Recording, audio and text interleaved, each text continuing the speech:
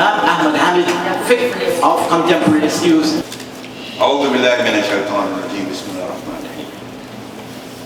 The objective of this presentation is one, for the revival of our spirit and to accommodate the changes that are happening around us in our environment in the 21st century.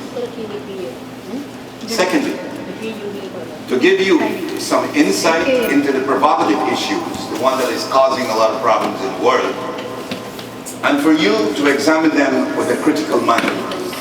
Don't take things for granted. Go and check it out. When you do that, those of you who have some amount of technology, skill, you can go on the internet and there is an abundance of articles that you can read. Some of the comments that I make, they are not conclusive. I may just raise them up with you and I will pass on, and there is no conclusions. You will have to make the conclusions.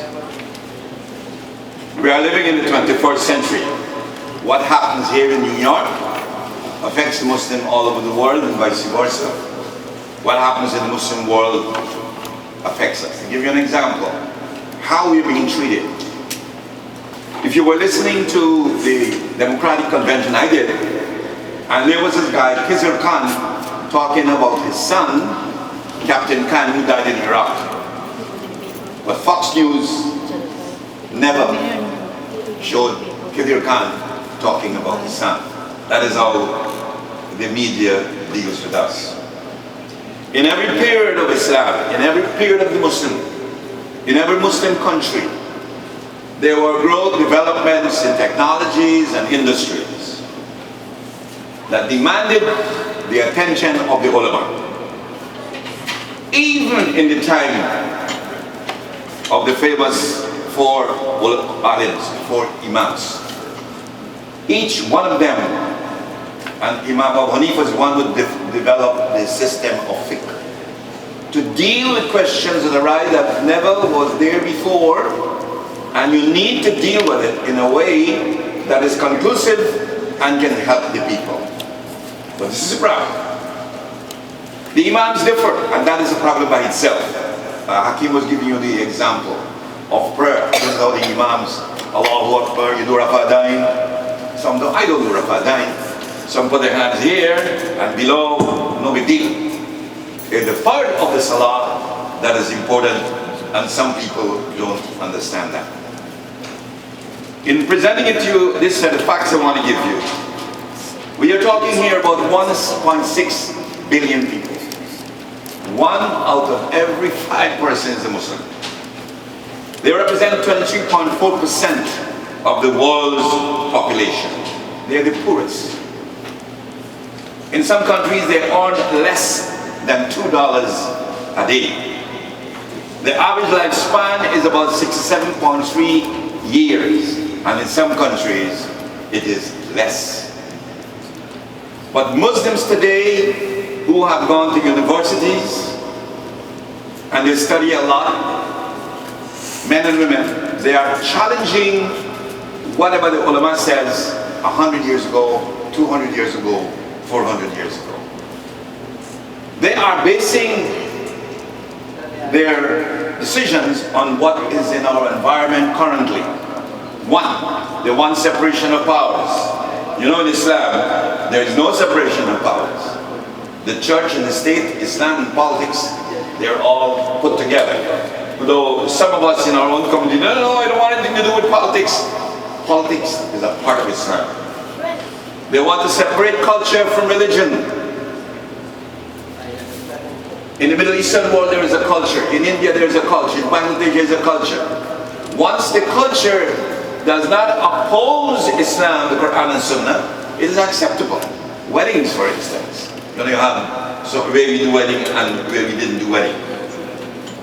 Separation of science, technology, and Islam. There must be a separation. Women's rights. And these are some of the things that we're going to talk about. Before we go again, traditionally, the classical way is there is a way to examine every question that comes up to us. We go what the Quran says, we go with the Hadith, and we go with what the ulama says. Some ulama go this way, some ulama go that way, and you are left to make the decision. Now this is the question. What does it mean to put God's will into practice? And under whose guidance can it be attempted? And that is why some of us, like me, I follow a school. Another person might follow Malik. Another person might follow Imam Shafi. Another person might follow Imam Hamid. We should not criticize somebody who's following any of these imams. Because the imams of themselves agree and the word of the ulama agree that whatever they do is correct within the pale of Islam. Among us, some of us are very pragmatic. Okay, today I'm Hanafi, and tomorrow I'm Hanbali. Give you an example. The man had a problem with his wife. So he says, I divorce you 3 times. Divorce over, irrevocable. He wants back his wife. So he consults, not a Hanafi law man, but he consults a Hanbali. So the Hanbali said, what you did? He said it 3 times. That's okay. There's only one. Take her back. You cannot do that. You're deceiving yourself. Stick to one set of laws. There are some Muslim countries that try to separate Islam and politics. You have the Islamic and you have the cultural. Such a country is Turkey. While all the leaders in the Turkish parliament are Muslim, none of the atheists. But you cannot wear the veil to go into certain government buildings. They will ban you. Now, in the ruling of Islam, in the rulership of Islam, you did not find that complete knowledge of Islam and complete knowledge of administration is in one person. Like one of the Khalifa, he called himself the Khalifa. He gave the khutbah before the Salah for Eid. So that's going on. This is strange. He said, man, what's wrong with you? If I give the khutbah after the Eid, I'll be speaking to nobody, everybody gone. So he used his own judgment to do that. And in life, we find many people doing the same thing. They're not worried what the ulama says, they're not worried what the Quran says, they're not worried what the Hadith says. They are using their own judgment, and we had one just now. There is everything to tell us what we do. It is upon our choice whether we want to do it or not. Some of the ulama object to politics because they feel if political control is exercised over them, they will have very little to tell the people, and that is when they will lose control and the people will do what they wish. For example, in colonial India, the judges were appointed by the British, but they did not exercise Islamic law. They ruled according to the British system of law, which was imposed, which the state law was above the Islamic law.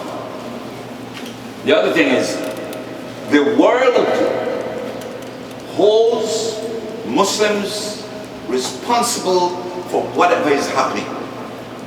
Boko Haram, ISIS, they hold Muslims responsible.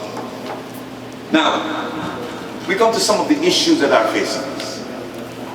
I give you that as a presentation to know how we're going to talk. Now, how do we deal with it? Who are going to deal with it? Whom do we look to for guidance, as we are doing right now, to tell us what to do? 1 billion Muslims are under 30 years. 1 billion. How do we cater for these 1 billion Muslims? In my khutbah on Eid Day, and recently I asked the question, take any kid that is 9 years old and put 20 years to his life, he'll be 29. So if you have a 9-year-old kid and you're in your 20s, you'll be a grandmother or grandfather in 20 years time. Question, what preparations are you making for him in 20 years time? He would have had a family. He would have been a graduate, all things being equal, from school. We need to look at education. I love to talk about education. I could go on and tell you about education. 20% of the youth of the world are found in Muslim countries. When we talk about them, we got to talk about technology. We got to talk about science. We got to talk about sociology and philosophy and psychology and every single thing that you can think about. Let me make a comparison very quickly. 98% of the people in the Western world get a primary school education. 50% of people in the Muslim world get an education primary. 40% of people who come out of high school attain a university grade. 2% in the Muslim world. 57 Muslim countries have 500 universities. United States alone has 5,758 universities. Not a single university from the Muslim world is ranked among the most prestigious 500 universities in the world. So the call is, all madrasa, including the one that is held here and everywhere else, must be transformed to an environment that can offer an education comparable with the education that is in the primary school. But how are you going to do it? There got to be a revolution. All the teachers and everybody else must subject themselves to this thing of providing this education at a very high level to our students.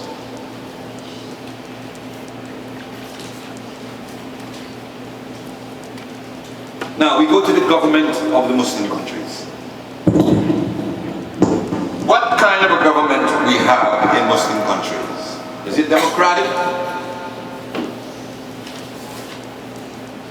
It is what, socialist? Is it a monarchy? Or is it an autocracy? All the Muslim countries have an autocratic form of government, dictators.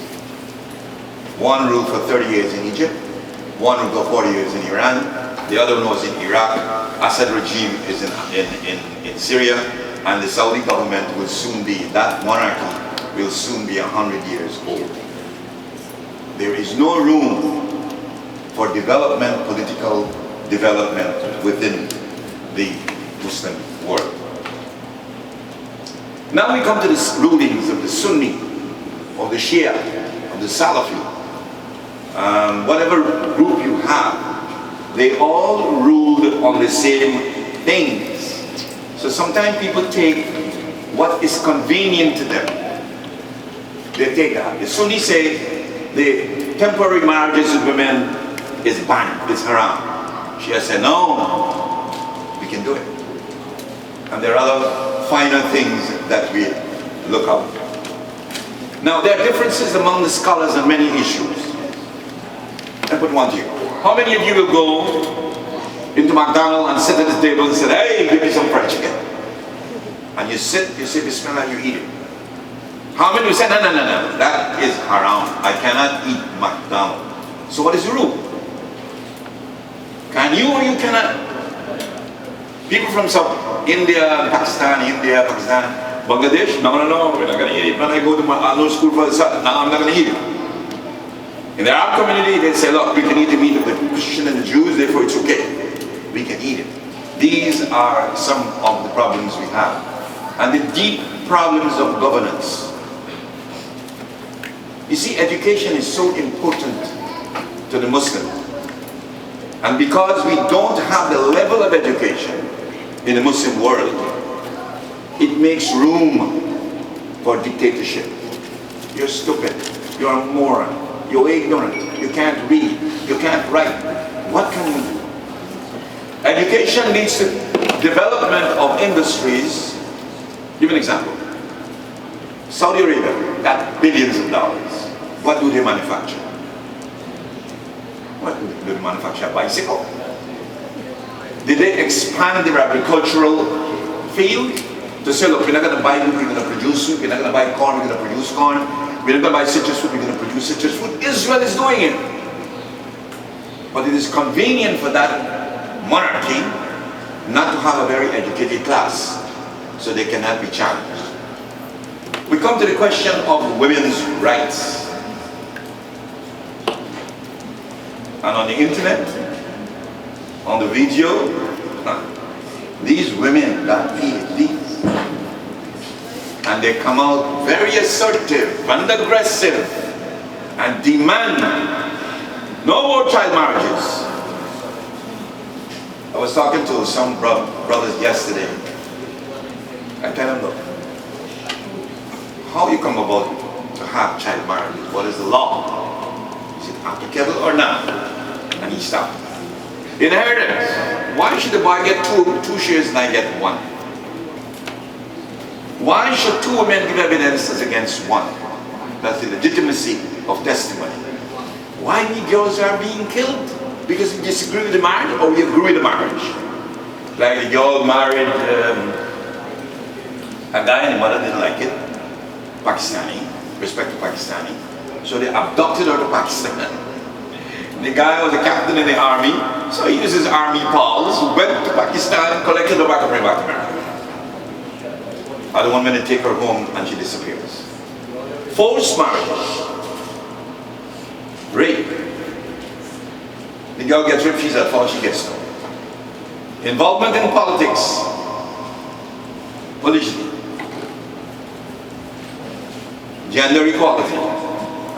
Freedom and liberty. Go on the internet. And this is a radical woman. Ayan Hirsi Ali. She's radical. She raises the issue that if Islam cannot change to suit us, the Muslims should leave Islam and block.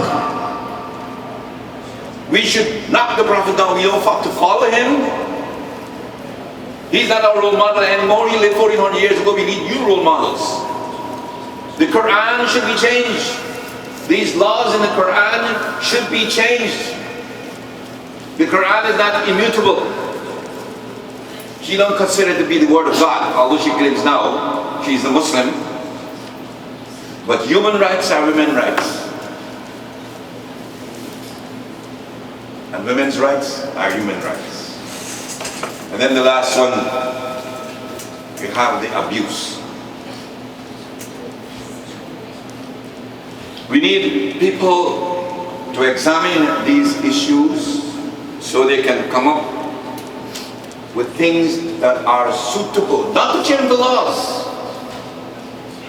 It's not a reformation of Islam. I want to get this clear. What I'm saying is not a reformation of Islam. It's not a revival of Islam. It is not to change Islam. It is to change the Muslims. We are at fault. Things are happening around us. Some of us take our own rule, make our own rules for our own self. We are not worried with Islam too much. We don't want to follow the rules. If you find objection with every rule, oh, why should I wear the khimar? Give an example. This lady comes to work at our school. She's very qualified. She's a doctor, a PhD. She works with the government, the city, and she's a director in the housing department, etc. She's a professional designer, architect. And she doesn't wear the hijab, the khimar. Oh, you know, so I told her one day, you should wear it when you come. Jokingly, you know, not to offend. She did. And then I asked her, do you take a compliment? She said, yes. I said, you know, when you wear this thing, you look more beautiful. With all cleanness of mind. She said, do I? I said, ask anybody in the office. And they all said, yes. From then on, she began to wear it. The dress of a woman is her right. Encourage your daughters to wear it. Encourage your wives to wear it. It's a sign of respect. They might laugh at you, oh, hijabi. And Lady Clinton, when she spoke about it, everybody was cheering. Not the men who wear the hijab. This is your right. And try to, as I did, try to encourage those who don't wear it to wear it. Now, because of the problems anticipated, the mazhab was created, not to imprison you, not to limit your freedom. The fiqh of these mazhab is to hold us in position, consistency. You have Hanafi, you have Maliki, you have Shafi'i, you have Hanbali. Then some call themselves other names because each person reads the law, interprets the law, and then forms his own group. So when the mazhab thing came up, it was to prevent this formation of different sects. So these sects, when they are formed, SETS, they fight one another. Shia versus Sunni, Sufi versus another group, and you know that's how it goes. So that is why it is here. It is not blind following. Some people translate what taqlid to mean blind. It is not blind following. It is simple following an order. Like I have rules at school. This masjid got rules, the other masjid got rules. They have constitution. Constitution of the Center of Islamic Studies is not identical to the constitution of Masjid al-Rahman. It is not identical to the constitution of Masjid Abidin. Same thing with madhab. But they all point in the rules and regulation into the same direction. After about 400 years, the ulama passed a law. They closed the door of ijtihad. And it has been remaining closed for centuries. What happened in that time, the other religious groups were using their fiqh for development. The Muslims were confined, isolated almost from the world. And there was no real development. At one time, yes. The Muslims were scientists, they taught Europe. They were agronomists, they were chemists, they were botanists, they were physicists, they were mathematicians, they were philosophers. They lead the world in every single thing. What happened? That we all crumbled down. That the world used to come to us for knowledge. And you read the book by Ihiti, he says, while the streets of Cordova were lit with lamps, Europe was in darkness. While princes and princesses couldn't sign their names, Muslim children were attending universities. While it was considered unhealthy to take a bath in Europe, they were public baths in the Muslim world. What caused us to fall? Because we closed our minds. We don't want to get out of the box. We stopped right there and everybody passed us. Now we are trying to catch up. Go back full circle. Now we are trying to catch up. But how can we catch up?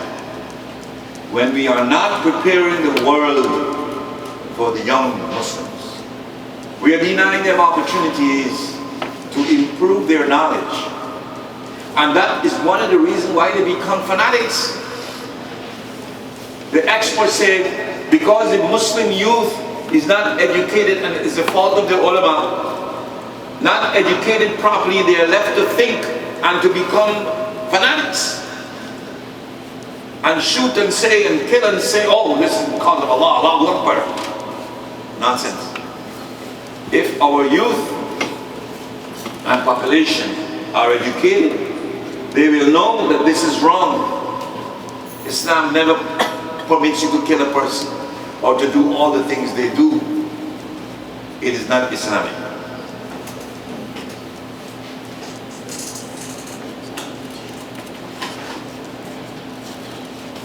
Now, the issues that are being raised are not new. They have been there for a number of years, but it did not get attention. It became embedded in cultural practices. And the fiqh was below the law of the land and the law of the tribe. In certain countries, you actually got no rights. There are no courts to judge you that, oh, you're guilty. Just one man decides you're guilty. How do you do an election in the Muslim world? How do you base an electoral process in any Muslim country? Do they go to vote like we do? Or I am the father, I pass it down to my son, and he to his son, and that's it. Or I take the gun and kill the leader, and then I become the next ruler, like in Syria. Everybody against Assad. And Erdogan in Turkey said, yes, let's not get rid of Assad. And then a dash of bullets in he recently. And then he realized, hey, I'm doing the wrong thing. He turned back on his officers, and some of them get executed. And then now he's not attacking Assad anymore. He realized the dangers of having ISIS and the other group and that group fighting against Assad. This condition that we experience today, maybe 100 years from now, will not be around, will still be around. It will still be around. It will take us a lot of time to do that. And I was telling you about the ijtihad. Ijtihad is a technical term for Islamic law that describes the process of making a legal decision by independent interpretation. But you and I are not qualified to do that. You and I are not qualified to make that independent decision. How you know the decision is right? Did you check the Quran, all of the Quran, all the ayats? Did you check the hadith to see all the hadith that related to this thing? Did you check what the ulama said with regard to this subject matter? Or you, just like that, you're going to form? Like, do away with this law. Do it like the God says, Ayan Hershey, Ayan Ali. We don't want this and we don't want that. And she's getting a following. People listen to her on the television, on the YouTube, whenever she speaks, and it's not accurate. From the crowd, you hear it. They clap her. It's encouragement to be a dissident, and so many things else. In the early days of Islam, the knowledgeable people were very progressive. They made laws to suit the times, and that's the way they evolved as the leaders of mankind. When that stopped, they fell, and running a race, the others passed them by.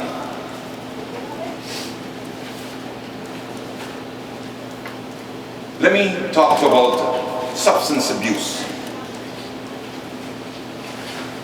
It is an issue with us right now, substance abuse, starting with alcohol, marijuana, cocaine, opium, and the other things that the teenagers and the club people take to become high and have a good time. Don't answer me, don't raise your hand, I'm asking you. How many of you have experience with someone close to you who's a drug addict?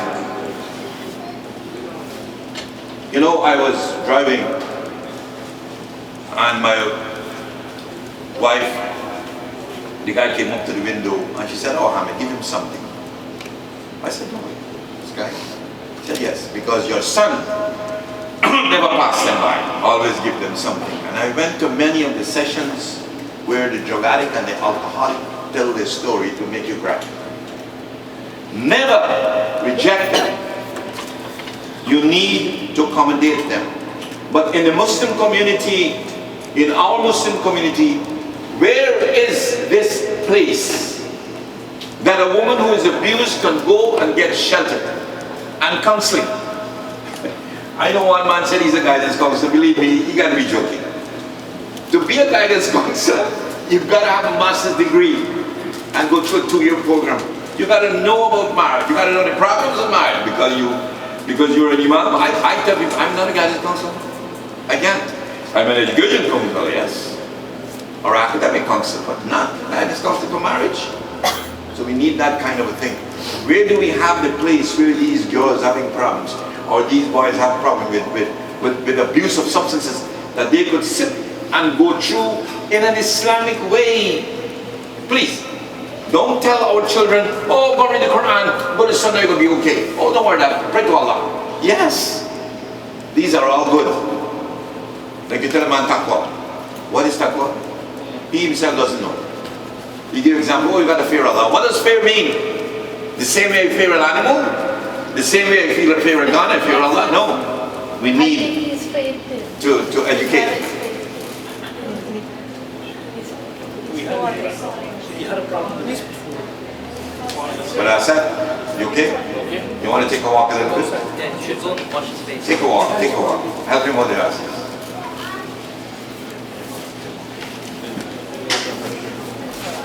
Now, you gotta give it 2 minutes, right? All right. We come to very, what is that? I come to a very sensitive issue. And I guess we have a mature audience, although I see a few kids around. But it's good. LGBTQ. Lesbians, gays, bisexuals, transsexual, and the queer ones. They are mentioned in the hadith. And these are issues now that we are facing. How do we deal with it? 3.8% registered LGBT in our America. 3.8% of the population. They couldn't say they were at one time, but when values change, when morality change, they're coming out. And they're very powerful people. They are presidents of corporations. They're politicians. They are, one time in Canada, there was a big guy who's a gay. How do we deal with them? Some of us say give them the death penalty. And this is in Afghanistan, Iran, and Saudi Arabia. Some say it's illegal. Malaysia, Syria, Somalia. What do we do? You see, when Brother Hakim asked me to do this, the other brother did it, Brother Dr. Shoaib, but he was pretty good. And I was trying to get the clip to see what he did, if I can recall. So I had to go into this on my own. Maybe in your family, it can happen. Don't say it wouldn't. The experience of these people, what is wrong with them? How do we deal with them? Some, the Jews, they kill them. Some, like the ISIS, they will take them up on a building high and then throw them on the head. What do we do? I listened to one yesterday and the question was put to him directly. Do you recommend execution of these people? And he said, no, this is a very prominent jurist. It is something that we got to live with. It is something that we got to live with. There's nothing you can do because the laws of this country is making it legal for them, even by same-sex marriages. The last one, and then I'm going to finish.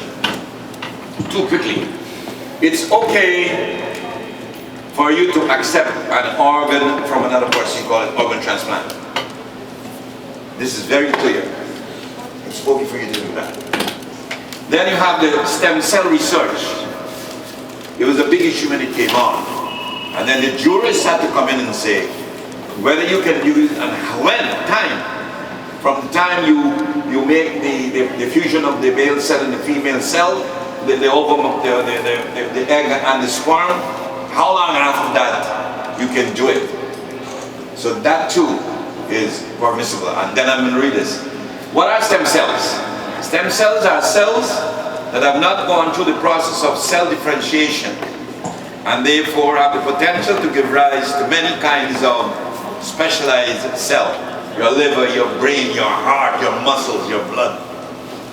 And they can use that to make you completely new again, regenerate. 2 to 4 to 8 to 16 to 2, 6, 4, 1, 28, 56, and it multiplies like that, geometric multiplication of cells. And that is the, what it is really. So my dear brothers and sisters, conclusion. Islam is not obsolete. No matter what anybody tells you. The laws of Islam are very pertinent to the time in which we live. It is more modern than the modern times. The only problem comes is the interpretation and the execution of the law. And that's the issue. Assalamu alaikum.